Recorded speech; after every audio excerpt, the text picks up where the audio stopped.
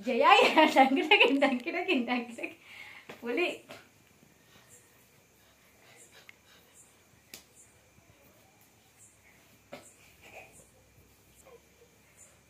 అట్లా కడుపులోకి ఇచ్చిన ఇంత ఉండగా ఏంది అసలు రోజుల నుంచి చూస్తున్నా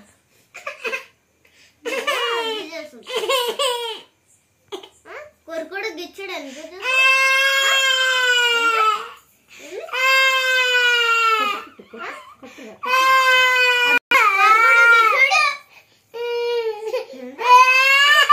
చేతులు వద్దు అన్నారు చేతులు ఎందుకు పట్టుకుంటున్నా